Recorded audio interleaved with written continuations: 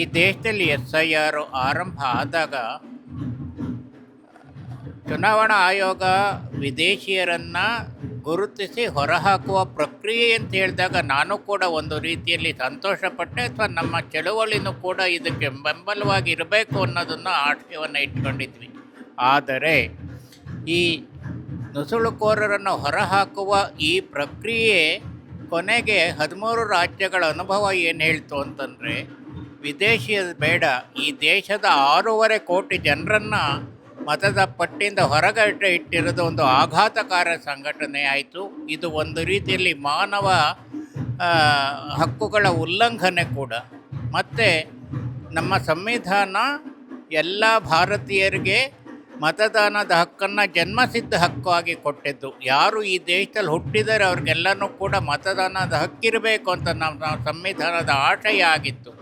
ಅದರಂತೆ ಎಲ್ರಿಗೂ ಕೂಡ ಆ ಮತದಾನದ ಹಕ್ಕನ್ನು ತಿರಸ್ಕರಿಸಿರೋದು ಮಾನವ ಹಕ್ಕು ಉಲ್ಲಂಘನೆ. ಹೆಂಗೆ ಅಂತಂದರೆ, ಯಾರು ಈ ದೇಶದಲ್ಲಿ ಹುಟ್ಟಿದರೆ ಅವರು ಈ ದೇಶಕ್ಕೆ ದುಡಿದಿದ್ದಾರೆ, ಯಾರು ಮರಪಟ್ಟಿಯಿಂದ ಆಚೆಗೆ ಹೋಗಿದ್ದವರೆಲ್ಲ ಬಡವರು, ಆದಿವಾಸಿಗಳು, ಮಹಿಳೆಯರು, ಅಲ್ಪಸಂಖ್ಯಾತರು, ಆದಿವಾಸಿಗಳು, ಇವರೆಲ್ಲ ಈ ದೇಶಕ್ಕೆ ದುಡಿದಿಲ್ವಾ? ಈ ದೇಶದ ತೆರಿಗೆ ಕಟ್ಟಲಿಲ್ವಾ? ಯಾಕೆಂದರೆ ಈ ದೇಶದ ಗ್ರಾಹಕರಾಗಿ ಈ ದೇಶಕ್ಕೆ ತೆರಿಗೆ ಕಟ್ತಿದ್ದಾರೆ. ನೂರಾರು ವರ್ಷಗಳಿಂದ, ಸಾವಿರಾರು ವರ್ಷಗಳಿಂದ ಈ ದೇಶದಲ್ಲಿ ಬದುಕನ್ನು ಕೊಟ್ಟಿದ್ದಾರೆ. ಅವರನ್ನು ಮತಪಟ್ಟಿಯಿಂದ ಆಚೆಗೆ ಹಾಕೋ ಹಕ್ಕು ಚುನಾವಣಾ ಕಮಿಷನ್ಗಂತೂ ಇಲ್ಲ. ಆದ್ದರಿಂದ ನಾವು ಇದನ್ನು ತುಂಬ ಸ್ಪಷ್ಟವಾಗಿ ವಿರೋಧ ಮಾಡ್ತೀವಿ. ಅದು ವಿಶೇಷವಾಗಿ ಕರ್ನಾಟಕದಲ್ಲಿ ನಾವು ಯಾವುದೇ ಕಾರಣಕ್ಕೂ ಕೂಡ ಈ ಸ್ಪಷ್ಟವಾಗಿ ಹೇಳ್ತಾ ಇದ್ದೀವಿ, ಒತ್ತಾಯನೂ ಕೂಡ ಮಾಡ್ತೀವಿ. ಚುನಾವಣಾ ಪ್ರಕ್ರಿಯೆ ಮೂಲಕ ಅರ್ಹರನ್ನು ಉಳಿಸಲೇಬೇಕು.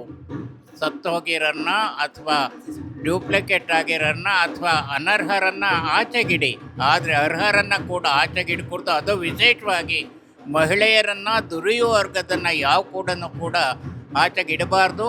ಇದು ನಮ್ಮ ಹಕ್ಕೊತ್ತಾಯ. ನಾವು ಕರ್ನಾಟಕದಲ್ಲಿ ಮತದಾನದ ಹಕ್ಕನ್ನು ಎಲ್ಲರಿಗೂ ಉಳಿಸ್ಬೇಕು ಅನ್ನೋ ಹೋರಾಟವನ್ನು ಈ ಪ್ರಕ್ರಿಯೆ ಮುಗಿಯೋವರೆಗೂ ಮುಂದುವರಿಸ್ತೀವಿ ಅಂತ ಹೇಳ್ತಾ ನನ್ನ ಮಾತನ್ನು ಮುಗಿಸ್ತೀನಿ.